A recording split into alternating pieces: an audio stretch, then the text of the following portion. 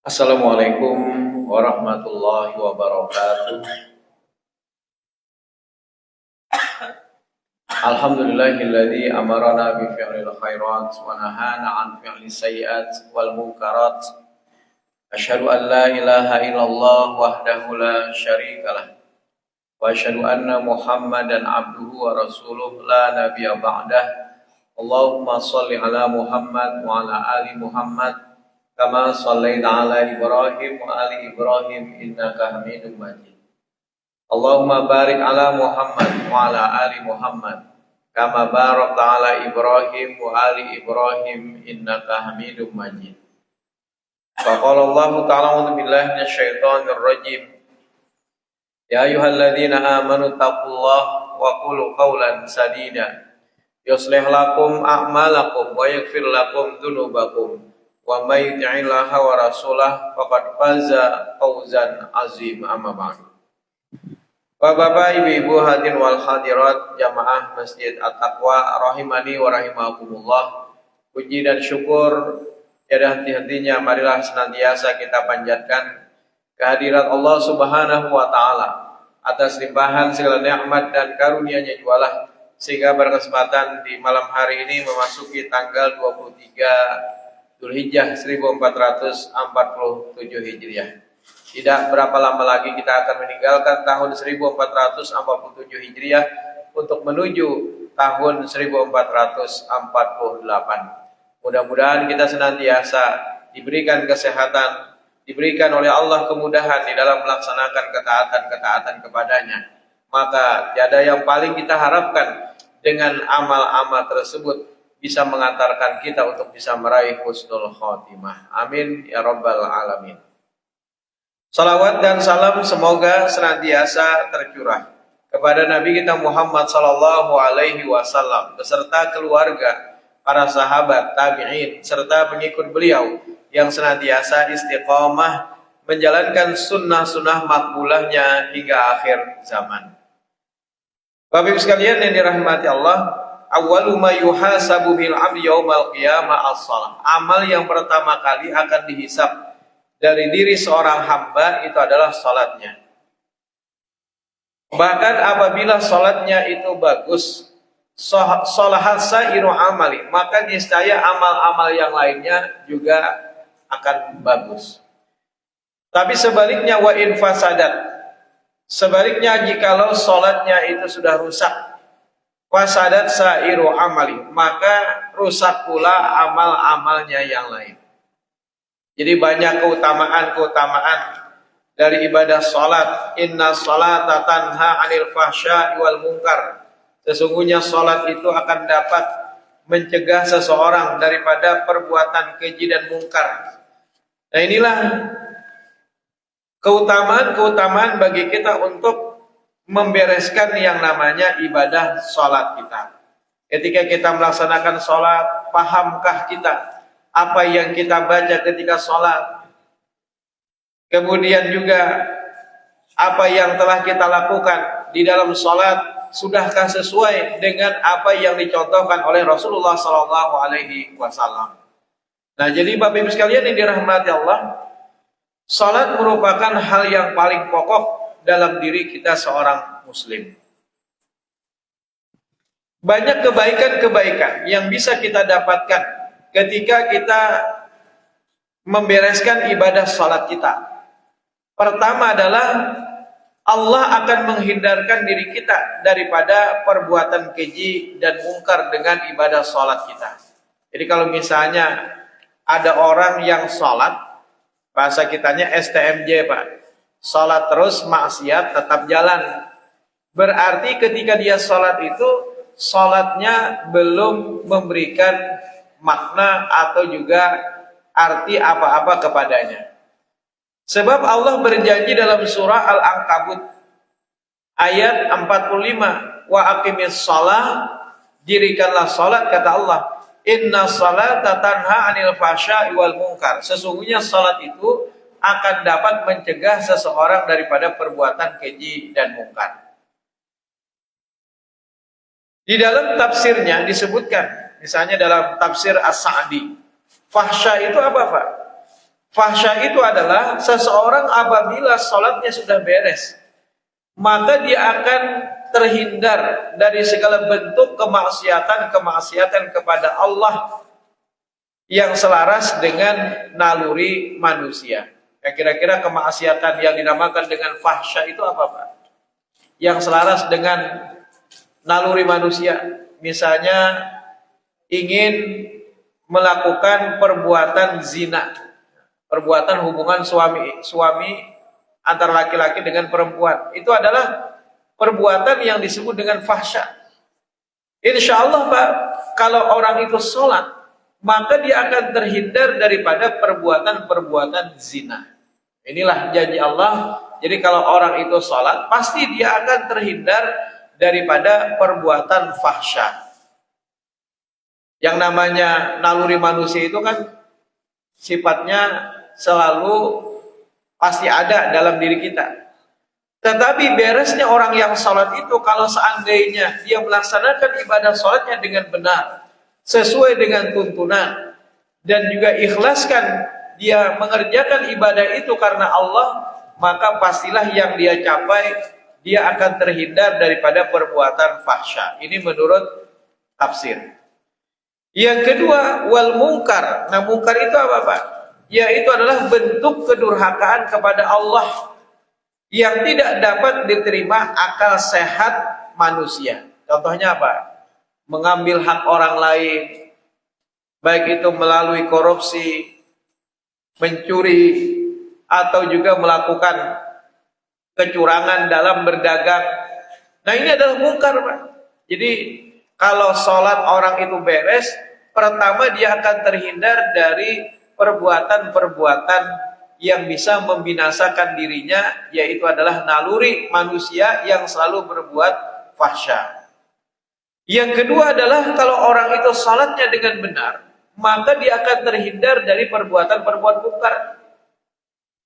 Tapi kok ada misalnya orang itu Pak Haji atau Bu Haji, ketika berdagang kok culas, misalnya mengurangi takaran atau juga timbangan, padahal dia sholat. Nah, inilah, Pak, artinya nilai sholatnya belum memberikan bekas apa-apa kepadanya. Dia sholat tapi sekedar hanya menggugurkan kewajiban saja. Bahkan diceritakan dalam sebuah hadis Nabi SAW, ada orang yang sholat tetapi 60 tahun sholatnya, Pak. 60 tahun tidak tanggung-tanggung dia sholat, tapi ternyata sholatnya yang telah dia lakukan 60 tahun itu tidak ada satupun yang diterima oleh Allah. Sehingga wajar kalau misalnya ada orang sholat tapi perbuatannya tetap keji dan mungkar. Itu artinya, Pak, bisa jadi sholatnya itu tidak diterima selama ini. Nah, ini, Pak, jadi yang harus kita koreksi. Kenapa misalnya aku sholat tapi perbuatan keji dan mungkarku tetap terjadi? Bisa jadi sholat yang kita lakukan selama ini belum benar, nah, belum sesuai dengan apa yang dicontohkan oleh Rasulullah. Jadi yang harus kita koreksi dari sholat kita, bukan kenapa aku ini berbuat maksiat. Bisa jadi adalah dari sholat yang kita lakukan selama ini belum benar. Apalagi karena sholat, nah sholat aja bahasa kitanya itu bisa terjerumus kepada perbuatan keji dan mungkar karena dia tidak benar di dalam sholatnya. Apalagi orang yang tidak mengerjakan ibadah sholatnya. Nah, yang kedua, Bapak Ibu sekalian yang dirahmati Allah, dengan sholat itu pasti akan memberikan ketenangan jiwa pada diri seseorang. Jadi janjinya yang namanya sholat pasti akan memberikan ketenangan. Ini disebutkan dalam surah Ar-Ra'd ayat 28. Allah berfirman, alladzina amanu, orang-orang yang beriman, wa tatma'innu qulubuhum bi dzikrillah, ala bi dzikrillah tatma'innul qulub. Yaitu orang-orang yang beriman dan hati mereka menjadi tentram dengan mengingat Allah. Ingatlah, hanya dengan mengingat Allah saja hati akan menjadi tentram. Nah, jadi kalau kita ingin hati kita tenang, tidak banyak tekanan dalam hidup, memang yang namanya kita pasti akan menemui yang namanya ujian cobaan. Tidak pernah manusia itu selama hidup, Pak, tidak pernah lepas daripada ujian cobaan. Pasti, Pak. Bahkan jar Nabi, ajaban li amril mukmin, sangat menakjubkan sekali orang-orang mukmin itu. In asabathu syarra'u syakara, apabila dia mendapatkan nikmat dia bersyukur, faqana khairallah, yang demikian itu baik baginya. Wa in asabathu darra'u, apabila sebaliknya dia mendapatkan darra, kemudaratan, sabara, dia bersabar, faqana khairallah, yang demikian itu juga baik baginya. Jadi pasti dalam hidup ini kita akan menghadapi ujian atau juga kenikmatan.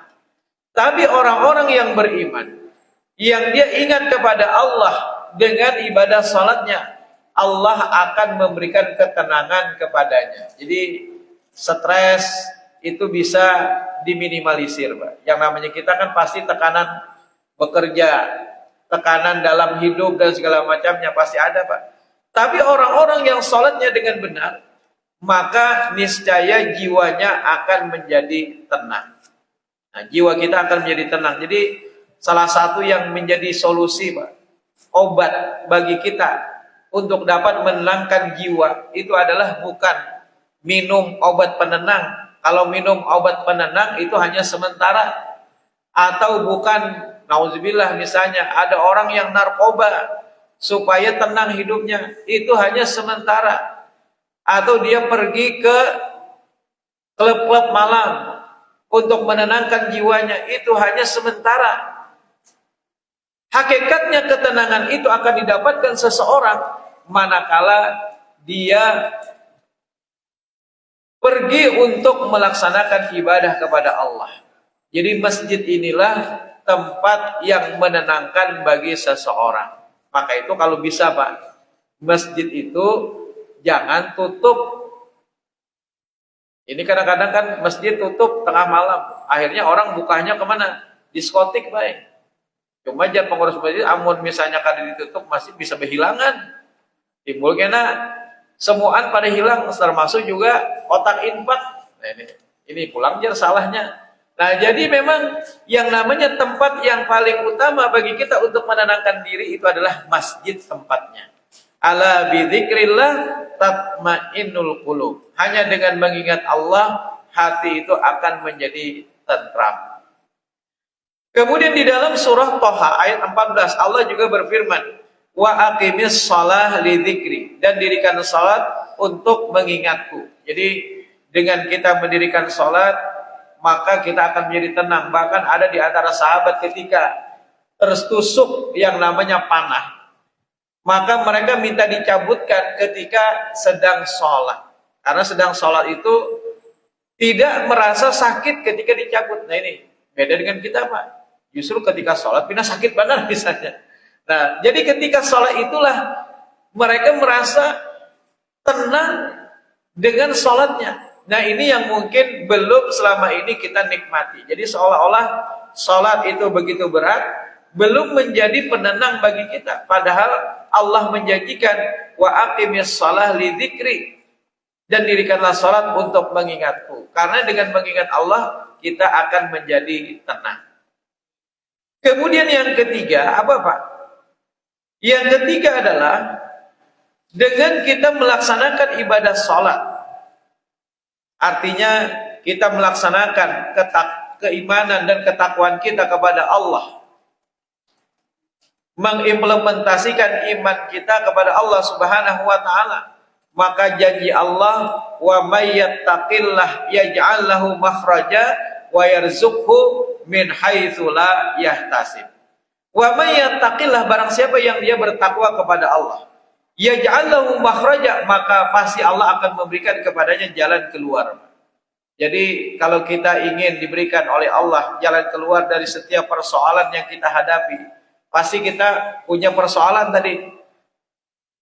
Kalau pian misalnya melihat ulun tenang pinanya, apakah ulun tidak ada persoalan? Pasti ada, Pak. Misalnya mahasiswa, misalnya itu kan juga persoalan juga. Mahasiswa kenapa? Ini kada konsul-konsul nih. Padahal sudah mendekati masa batas akhir skripsi misalnya. Ini juga jadi pikiran. Tetapi wa may yattaqillah yaj'al lahu makhraja, barang siapa yang dia bertakwa kepada Allah, maka Allah akan memberikan kepadanya jalan keluar dari jalan yang tidak ia sangka-sangka. Wa may yattaqillah yaj'al lahu makhraja, dia akan diberikan jalan keluar. Atau disebutkan wa yarzuqhu, dan Allah akan memberikan kepadanya min haitsu la yahtasib, dari jalan yang tidak ia sangka-sangka. Wa may yatawakkal 'ala Allah, dan barang siapa yang dia bertawakal kepada Allah, fa huwa hasbuh, maka Allah akan mencukupinya. Jadi ini janji Allah, bukan janji kita manusia, bukan janji ustaz, tetapi Allah yang menjanjikan barang siapa yang bertakwa kepada Allah, Allah akan memberikan kepadanya jalan keluar. Dan barang siapa yang dia menyerahkan semuanya kepada Allah, bertawakal kepada Allah, maka Allah akan mencukupkan untuknya. Jadi kalau kita sudah berikhtiar, berusaha, maka serahkanlah semuanya kepada Allah. Apa yang menimpa kita, apa yang kita dapatkan, semuanya diserahkan kepada Allah, maka kita akan menjadi tenang. Oh ini Bang sudah rezekiku. Oh ini Bang sudah apa yang sudah aku usahakan. Sampai disinilah apa yang aku harapkan. Nah jadi dengan demikian kita akan mendapatkan yang namanya ketenangan. Nah Bapak Ibu sekalian yang dirahmati Allah, kemudian dengan ibadah sholat itu juga akan menjadikan doa kita cepat terkabul. Nah, jadi kalau kita ingin kok selama ini beberapa hajat kita, permintaan kita kepada Allah belum juga diijabah, bisa jadi selama ini kita masih belum melaksanakan ibadah sholat dengan benar. Allah Subhanahu wa ta'ala menjanjikan misalnya kepada Zakaria ketika itu, hunalika da'a Zakaria rabbah, dan di sanalah ketika Zakaria memohon berdoa kepada Tuhan, qala, seraya berkata, rabbi habli min ladunka dzurriyyatan thayyibah, wahai Tuhanku, berikanlah aku dari sisi Engkau seorang anak yang baik. Innaka sami'ud du'a, sesungguhnya Engkau maha mendengar. Jadi ketika itu Nabi Zakaria memohon kepada Allah di dalam ibadahnya. Tapi beda antara ibadah sholat orang terdahulu dengan ibadah sholat umat Nabi Muhammad. Kalau umat Nabi Muhammad diperintahkan 5 kali dalam sehari semalam. Dan ini didapatkan ketika Nabi Isra dan Mi'raj. Tapi sebelum Isra dan Mi'raj, dulu Nabi hanya diperintahkan sholat itu 2 rakaat saja, Pak. Jadi sebelum Nabi Isra Mi'raj, Nabi dan para sahabat melaksanakan sholat itu cuma 2 rakaat, Pak. Tapi setelah Nabi melaksanakan Isra dan Mi'raj, Allah memerintahkan Nabi 50 rakaat sehari semalam. Tapi dikurangi 5, dikurangi 5, dikurangi 5, dikurangi 5, sehingga tersisa cuma 5 waktu dalam sehari semalam. Kemudian apa yang kita lakukan 5 waktu itu nilainya sama dengan 50 waktu. Nah jadi sebelum Allah memerintahkan 5 waktu, Allah pada saat itu mewajibkan Rasul dan juga para sahabat cuma sholat 2 kali sehari semalam. Kemudian kata Aisyah, dijadikanlah dua rakaat ini bagi orang yang safar, sementara bagi orang yang mukim sholatnya 5 waktu sehari semalam. Jadi kalau yang 2 rakaat itu hanya terjadi ketika kita melaksanakan safar dengan jamak dan qashar. Jadi kembali apabila memang safar, maka kita melaksanakan ibadah sholatnya 2 rakaat. Adapun ketika kita tidak safar, maka kita melaksanakan sholatnya 4 rakaat. Nah, Bapak Ibu sekalian yang dirahmati Allah, ketika itu Nabi Zakaria memohon kepada Allah di dalam ibadahnya agar diberikan anak yang baik dari sisi Allah. Lalu pada saat itu datanglah malaikat, fanadathul malaikah wa huwa qa'imun yusalli fil mihrab. Kemudian malaikat pun memanggil Zakaria, sementara Zakaria pada saat itu sedang berdiri melakukan salat di mihrabnya. Nah, jadi kalau kita ingin ibadah kita doa kita diijabah, maka bisa kita berdoa ketika sholat. Kapan? Ya semua rangkaian ibadah kita itu doa. Kita membaca Al-Fatihah itu doa. Ketika kita ruku itu doa. Ketika kita sujud itu juga doa. Itu adalah merupakan permintaan kita kepada Allah Subhanahu wa taala. Tapi kalau misalnya ingin khusus doanya, itu bisa, Pak. Ketika kita sujud bisa. Ketika kita tasyahud akhir, ketika tasyahud awal atau juga tasyahud akhir, setelah kita membaca tasyahud, kemudian salawat atas Nabi, kemudian setelah itu kita membaca 4 perlindungan kepada Allah. Allahumma inni a'udzubika min adzabi jahannam wa min adzabil qabri wa min syarri fitnatil mahya wal mamat wa min syarri fitnatil masiihid dajjal. Lalu silakan, Pak, berdoa apapun yang kita minta. Karena doa ketika tasyahud itu yang Nabi adalah doa yang diijabah oleh Allah. Cuma kalau kita sendirian sholatnya, misalnya sholat malam, sholat duha, sholat sunnah. Tapi kalau kita sholatnya berjamaah ikuti imam, Pak. Jangan mentang-mentang sidin ingin berdoa ketika tasyahud, imam sudah salam. Assalamualaikum warahmatullah. Assalamualaikum warahmatullah. Kita masih berdoa aja, Pak. Jangan. Karena apa? Karena ikuti imam. Innama ju'ilal imam liutamma bi. Dijadikan imam itu untuk diikuti. Bahkan ada dalam hadis Nabi yang lain disebutkan di hari Jumat, Pak. Kalau kita ingin juga diijabah doa kita, karena dalam hadis Nabi, barang siapa yang dia mandi Jumat, mandiri sholat Jumat, kemudian setelah itu dia pergi di awal waktu, kemudian mendengarkan khutbah, dia diam mendengarkan khutbah, kemudian dalam hadis yang lain disebutkan dia boleh sholat sesuai dengan kemampuannya. Jadi ketika dia masuk di hari Jumat itu, masuk masjid, sholat sesuai dengan kemampuannya. Kalau sudah 2 rakaat, dia ingin lagi 2 rakaat, dia ingin lagi 2 rakaat, silahkan, Pak. Sampai khotib naik ke atas mimbar. Nah, maka ketika itu, ketika dia berdoa, sampai selesainya sholat, maka doanya itu adalah doa yang diijabah oleh Allah. Jadi dalam hadis Nabi menyebutkan, apabila seseorang berdoa dalam ibadahnya, dalam sholatnya, maka niscaya doanya itu akan diijabah oleh Allah Subhanahu wa taala. Nah, begitu juga tadi Zakaria berdoa di dalam salatnya, wa huwa qa'imun yusalli fil mihrab, annallaha yubashshiruka bi Yahya musaddiqan bi kalimatin minallah.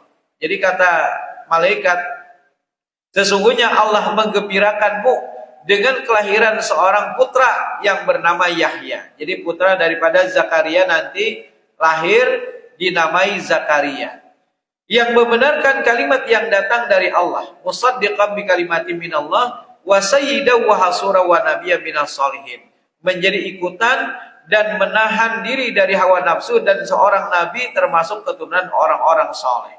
Jadi doa daripada Nabi Zakaria diijabah oleh Allah untuk mendapatkan keturunan yang baik dari sisi Allah. Bahkan keturunan itu diangkat menjadi seorang nabi dan juga seorang rasul. Ini adalah doa yang dipanjatkan oleh Nabi Zakaria ketika beliau mengerjakan sholatnya.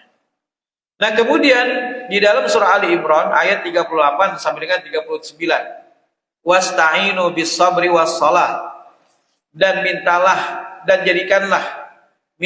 pertolongan kepada Allah dengan sabar dan juga salat. Wasta'inu bis sabri was shalah wa innaha lakabiratun illa 'alal khashiin. Dan sesungguhnya ya demikian itu sungguh berat kecuali bagi orang-orang yang khusyuk. Nah, jadi kalau kita ingin minta perlindungan kepada Allah dari segala macam persoalan-persoalan yang kita hadapi, maka caranya adalah dengan sabar dan juga salat. Jadi rumusnya ini sebenarnya sudah ada, Pak. Allah sudah memberikan kepada kita rumus di dalam persoalan-persoalan yang kita hadapi apapun, Pak. Maka jadikanlah salat yang paling utama. Sehingga kalau misalnya ada orang, kenapa hidupnya tidak beres? Kenapa keluarganya senantiasa ditimpa masalah? Bisa jadi salatnya itu yang perlu dikoreksi. Bisa jadi ada persoalan dari salat yang dikerjakannya. Entah dia melalaikan salatnya, atau mungkin dia salatnya belum mengikuti kepada apa yang diperintahkan oleh Nabi Shallallahu Alaihi Wasallam. Nabi memerintahkan sallu kama ra'aitumuni usolli. Salatlah kalian sebagaimana aku salat. Kemudian yang kelima, apalagi Pak keuntungan kita ketika kita melaksanakan ibadah salat. Allah Subhanahu wa taala menegaskan, qad aflahal mu'minun, sungguh beruntunglah orang-orang mukmin itu. Alladzina hum fi salatihim khashi'un, yaitu adalah orang-orang yang khusyuk di dalam salatnya. Jadi sungguh beruntung, Pak. Tapi keberuntungan itu bukan didapatkan oleh orang yang salat saja, tetapi oleh orang-orang yang khusyuk di dalam salatnya. Maka itu perlu tumakninah, Pak. Yang namanya kita salat perlu adanya tumakninah, karena tumakninah itu bagian daripada rukun salat, Pak. Kalau kita salat meninggalkan tumakninah, maka itu artinya telah kehilangan satu rukun, Pak. Jadi dalam ibadah itu kan ada rukun, ada kewajiban. Kalau kewajiban sholat yang kita tinggalkan, maka masih bisa dengan sujud sahwi, Pak. Tapi kalau salah satu rukun yang kita tinggalkan, maka berakibat kepada tidak sahnya sholat yang kita tunaikan. Sehingga ada orang yang sholat 60 tahun lamanya, tetapi ternyata dia tidak mendapatkan hasil dari sholatnya. Sholatnya tidak diterima oleh Allah. Bisa jadi karena tumakninahnya yang dia tidak memenuhinya. Jadi di dalam ibadah itu kan ada rukun, Pak. Ada syarat, ada kewajiban. Kalau syarat itu dilakukan sebelum kita mengerjakan satu ibadah. Syarat sah salat apa, Pak? Pertama, bersuci. Itu syarat sah salat. Jadi syarat sah itu adalah dilakukan sebelum kita melakukan ibadah, satu ibadah. Bersuci, kemudian menutup aurat, menghadap kiblat, masuknya waktu sholat, kemudian berdiri jikalau dia mampu. Ini syarat sah sholat. Rukun-rukun sholat apa? Pertama adalah takbiratul ihram. Ketika seseorang ingin memulai sholat, maka tidak sah sholatnya kalau dia tidak memulai terlebih dahulu dengan takbiratul ihram. Kemudian membaca suratul Fatihah. Dalam hadis Nabi SAW sebenarnya sudah ada nih. Idza qumta ila shalah, kata Abi Hurairah, apabila engkau berdiri untuk salat, Abi Hurairah meriwayatkan dari Nabi SAW. Apabila kata Nabi engkau berdiri ingin salat, fa asbigil wudu, maka perbaguslah wudu, karena wudu ini akan menjadi cahaya tanda pada saat nanti di hari kiamat kelak bahwasanya kita dikenali sebagai umatnya Nabi Muhammad, yang berhak untuk menikmati telaganya Rasul, yaitu adalah telaga Al-Kautsar. Dan tidak ada seorang pun yang boleh memasuki telaga Kautsar itu kecuali mereka yang ada tanda atau capnya. Tanda itu seperti apa, Pak? Apakah ada karcisnya? Tidak ada, Pak. Tanda itu adalah min atharil wudu, disebabkan karena bekas wudu kita. Jadi sempurnakanlah wudu, fa asbigil wudu. Sempurnanya wudu itulah yang nantinya akan menjadi cahaya penanda pada wajah kita, tangan kita, dan juga kaki kita. Oh, jadi Nabi, ini umatku, silakan masuk. Ini bukan umatku, menjauh dari telagaku. Jadi aku akan mengenali umatku, kata Nabi. Kemudian para sahabat ketika itu bertanya, wahai Rasul, seperti apakah engkau mengenali mereka sementara engkau belum pernah berjumpa dengan mereka? Maka Nabi pun menjawab dengan iktibar, kata beliau, bagaimana jikalau ada seorang penggembala yang dia memiliki kuda-kuda yang berwarna putih di kepalanya, di tangan dan kaki kuda itu ada warna putih atau bulu-bulu putih. Apakah pemilik kuda itu akan bisa membedakan kudanya dengan kuda-kuda yang lain? Bala ya Rasul. Betul wahai Rasul, pemilik kuda itu pasti akan mengenali kudanya. Begitulah jar Nabi, aku akan mengenali umatku min atharil wudu, disebabkan karena wudu mereka. Kemudian tsumastaqbilil qiblah, menghadap ke arah kiblat. Tadi syarat sah salat adalah menghadap ke arah kiblat. Kemudian masuk waktu salat juga. Kemudian fakabbir, bertakbirlah kalian. Tsumma qra' ma tayassara ma'aka minal Qur'an. Kemudian bacalah apa yang mudah dari Al-Quran. Artinya apa? Yang paling mudah itu ya Al-Fatihah. Karena Al-Fatihah itu rukun salat, Pak. Wajib bagi kita untuk membacanya. Kecuali bagi orang yang baru masuk Islam. Kalau orang baru masuk Islam tidak bisa Al-Fatihah, maka dia bisa mengganti dengan subhanallah walhamdulillah wala ilaha illallah wallahu akbar. Nah, Bapak Ibu sekalian yang dirahmati Allah. Tsummarka hatta tatma'inna raki'an. Kemudian rukuklah sampai kalian itu betul-betul tumakninah di dalam rukuk. Jadi rukuknya itu rukun, tumakninah di dalam rukuk itu juga rukun. Kemudian tsummarfa hatta ta'tadila qa'iman. Kemudian bangkitlah, angkatlah kepalamu sampai engkau betul-betul tumakninah dalam berdiri. Jadi i'tidal itu pun juga ada tumakninahnya. Jangan babaya berdiri langsung sujud, jangan. Berdiri sebentar, tumakninah ketika kita berdiri, baru setelah itu kita menuju rukun selanjutnya yaitu sujud. Masjud hatta tatma'inna sajidan, kemudian sujudlah kalian ya Nabi sampai kalian itu betul-betul tumakninah di dalam sujud. Marfa hatta tatma'inna jalisan, kemudian angkatlah kepalamu sampai engkau betul-betul tumakninah di dalam duduk di antara dua sujud. Jadi ruku itu ada tumakninah, i'tidal itu juga disertai dengan tumakninah, kemudian sujud pun tumakninah, duduk di antara dua sujud pun ada tumakninah juga. Jadi semua rangkaian itu ada tumakninah, Pak. Jadi dipertanyakan kalau ada orang yang cepat-cepat sholat, itu bukan dalam artian sidin lancar sholatnya. Bisa jadi karena tadi tidak mengetahui bahwa para ulama sudah sepakat juga yang namanya tumakninah itu bagian daripada rukun sholat. Kalau tumakninahnya hilang, maka berarti hilanglah salah satu rukun sholat. Nah, Bapak Ibu sekalian dirahmati Allah. Kemudian masjud hatta tatma'inna sajid. Kemudian sujudlah kalian ya Nabi sampai kalian itu betul-betul tumakninah di dalam sujud. Tsumma dzalika fi sholatika kulliha. Kemudian lakukanlah itu di semua rangkaian salatmu. Nah, dari hadis yang diriwayatkan oleh Abu Hurairah ini, inilah yang dinamakan dengan rukun-rukun salat. Rukun-rukun salat. Jadi kalau misalnya bagian dari yang ulun sebutkan tadi kehilangan, baik, maka tidak sah salat seseorang. Jadi misalnya nih, ada kejadian di sebuah masjid. Jadi suatu ketika imamnya kebetulan di hari Jumat membaca surah As-Sajadah. Walaupun sunnah aja, Pak. Membaca surah As-Sajadah di hari Jumat itu sunnah saja. Kalau kita tidak membacanya pun juga tidak mengapa. Nah, jadi suatu ketika imam membaca surah As-Sajadah. Nah, rupanya imam pada hari itu dia tidak melakukan sujud sajadah karena memang sengaja.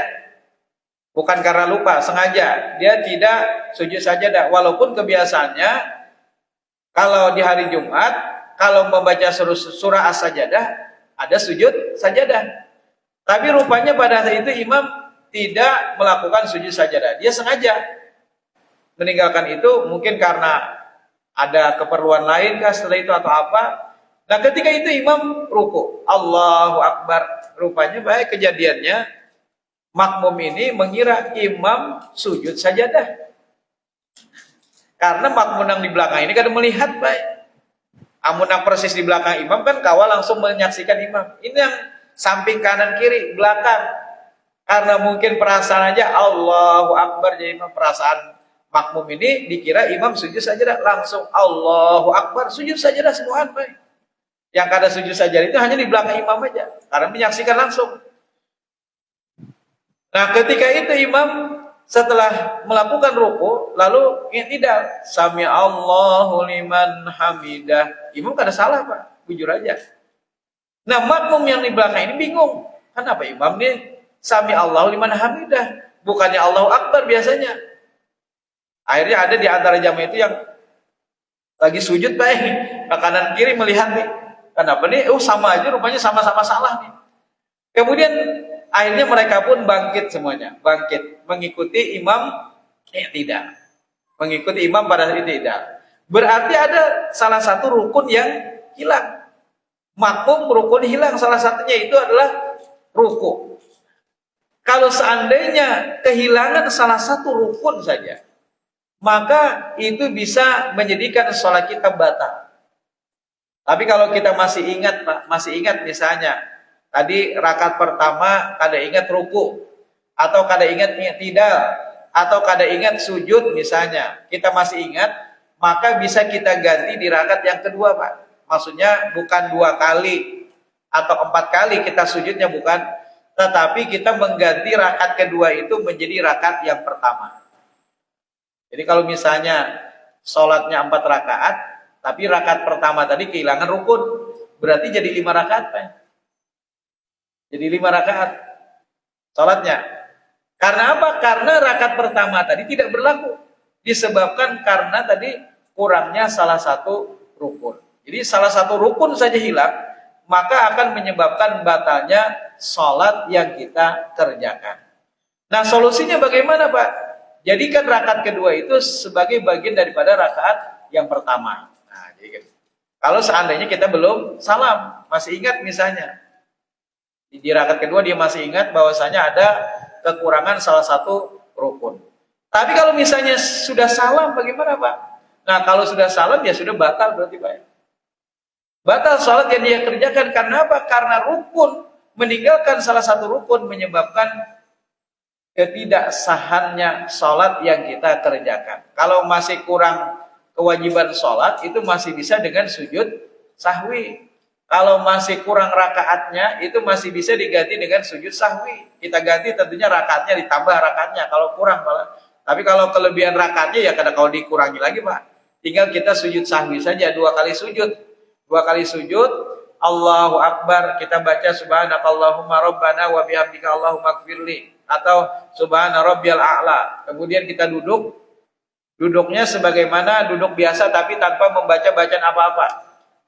Kemudian setelah itu sujud lagi untuk kedua kalinya, kita baca lagi subhanakallahumma rabbana wa bihamdika Allahumma ighfirli. Kalau dulu kan kita diajarkan subhana la yanamu wa la yasu, padahal sebenarnya yang Nabi ajarkan adalah baca sebagaimana bacaan sujud biasa. Subhanakallahumma rabbana wa bihamdika Allahumma ighfirli, atau subhana rabbiyal a'la.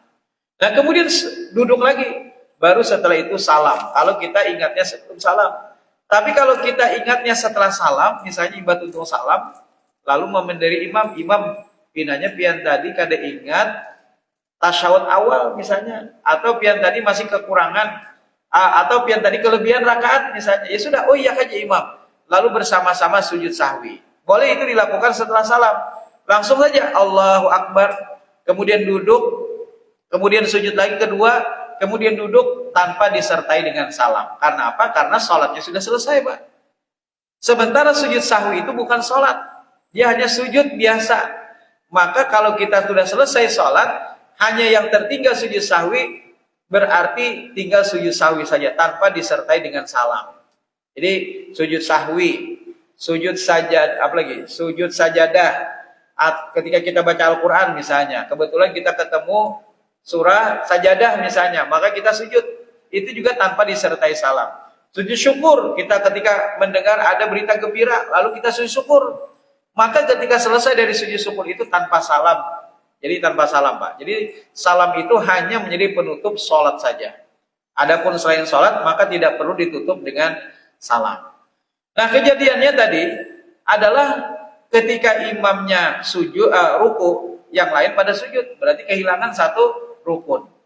Nah, ketika masih ingat bersama-sama sebelum salam, maka jadikan rakaat yang kedua itu sebagai bagian rakaat yang pertama, Pak. Berarti kalau misalnya tadi 4 rakaat jadi 5 rakaat, Pak. Nah, bukan menambah jumlah rakaatnya, tetapi mengganti apa yang hilang dalam rukun yang pertama tadi. Jadi mengganti apa yang hilang dari rukun yang pertama. Apapun rukun yang termasuk ulun sebutkan tadi, itu adalah bagian daripada rukun-rukun sholat. Nah, Bapak Ibu sekalian yang dirahmati Allah, tapi kalau seandainya sholatnya sudah bubar, selesai sudah, imamnya kada perlu mengulang sholat, karena imamnya sudah bujur aja, Pak. Yang wajib mengulang sholat siapa? Yang salah tadi. Yang salah-salah tadi ya wajib mengulang kembali sholatnya. Nah, kemudian bisa jadi nanti bersama-sama makmum yang lain sholat kembali. Ini ada yang akhirnya bulik, akhirnya mungkin menggawe di rumah. Ada juga yang bingung, kayak apa kami ini status sholat subuhnya aja, apakah mau ulang kayak apa nih? Nah, akhirnya ada yang berinisiatif pada saat itu untuk mengerjakan sholat subuh kembali. Karena sholat subuh yang pertama dikatakan batal karena salah satu rukunnya itu kehilangan. Nah, Bapak Ibu sekalian yang dirahmati Allah, inilah pentingnya dari ibadah-ibadah sholat yang kita lakukan. Kita mengetahui akan ketentuan rukunnya, ketentuan daripada syarat sahnya sholat, kemudian ketentuan yang ada dalam kewajiban-kewajiban sholat, agar ketika kita melaksanakan ibadah sholat, itu adalah sholat yang memang betul-betul mengikuti contoh Nabi Shallallahu Alaihi Wasallam. Jangan sampai kita sudah capek-capek mengerjakan sholat, bahkan tahunan sudah, seumuran kita sudah mengerjakan sholat, tapi ternyata sholat yang kita lakukan belum benar. Nah, oleh karena itulah majelis-majelis ilmu yang seperti ini menjadi sarana bagi kita untuk dapat menelah kembali, memperbaiki kembali, mengoreksi kembali apa yang sudah kita lakukan di dalam praktik ibadah sholat, agar kita betul-betul mendapatkan kualitas sholat yang dijanjikan oleh Nabi Shallallahu Alaihi Wasallam. Bahkan tadi dalam beberapa ayat Al-Quran, Allah menjanjikan keutamaan-keutamaan bagi orang-orang yang melaksanakan ibadah sholat dengan benar. Pertama tadi adalah dengan ibadah sholat itu akan menjadikan orang itu menjadi orang yang baik. Dia akan terhindar daripada perbuatan keji dan mungkar. Yang kedua, dengan ibadah sholat yang benar akan menjadikan jiwa orang itu tenang, mendapatkan ketenangan. Kemudian yang ketiga adalah kalau orang itu sholatnya dengan benar, maka Allah pasti akan memberikan kepadanya jalan keluar dari setiap persoalan yang dia hadapi. Kemudian yang keempat, dengan ibadah sholat yang dia kerjakan, pasti Allah akan mengijabah doa-doa yang dia panjatkan. Karena sesungguhnya yang namanya sholat itu adalah doa. Kemudian yang kelima, dengan mengerjakan ibadah sholat secara benar, maka pasti orang itu akan mendapatkan kesuksesan dan juga kebahagiaan. Sebagaimana yang termaktub dalam surah Al-Mu'minun ayat 1 sampai dengan 2, qad aflahal mu'minun alladzina hum fi sholatihim khashi'un. Sungguh sangat beruntunglah orang-orang yang beriman, yang mereka itu adalah yaitu orang-orang yang khusyuk di dalam sholatnya. Nah, Bapak Ibu sekalian yang dirahmati Allah, kesempatan bagi syaitan untuk menggoda kita manusia. Jadi setiap saat, maka itu apa-apa yang menjadi pelengkap-pelengkap sholat juga harus kita laksanakan. Misalnya rapatkanlah shaf, itu juga menjadi pelengkap-pelengkap sholat, Pak. Walaupun yang namanya rapat dan lurusnya shaf itu adalah bagian daripada kesempurnaan sholat, bukan keabsahan sholat. Memang sah saja sholat kita. Tetapi terkadang bisa jadi ketika kita shafnya masih renggang atau mungkin juga belum lurus, tidak rapat, menjadikan diri kita ini melayang-layang di dalam sholat, Pak. Baru takbir Allahu Akbar. Ada orang yang kadang-kadang sebelum sholat dia kehilangan kunci, Pak. Tapi ketika baru takbir Allahu Akbar sudah ingat kuncinya sengaja di dalam kantong saja. Nah inilah godaan-godaan setan yang mengganggu diri seseorang, tidak membiarkan orang itu khusyuk di dalam sholatnya.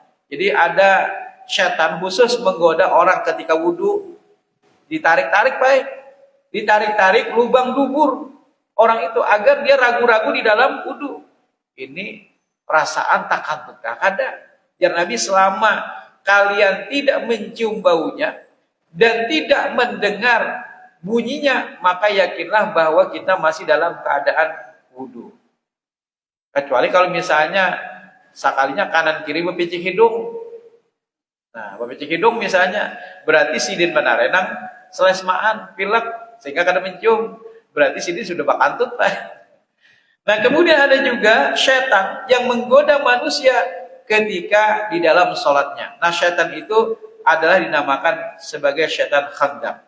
Jadi khanzab ini menggoda kita di dalam sholat, sehingga menjadikan kita ini tidak khusyuk di dalam sholat. Maka itu imam sedang memperingatkan kepada kita, sawu sufufakum fa inna taswiyatas sufuf min tamamis sholat. Lurus dan rapatkan shaf kalian, karena sesungguhnya lurus dan rapatnya shaf itu bagian daripada kesempurnaan sholat. Bukan hanya sekedar sami'na wa ata'na. Jadi percuma saja kalau kita hanya menyatakan sami'na wa ata'na, tapi kita kadang meluruskan dan merapatkan shaf. Seharusnya perintah imam itu kita laksanakan dalam bentuk perbuatan, bukan dalam bentuk ucapan.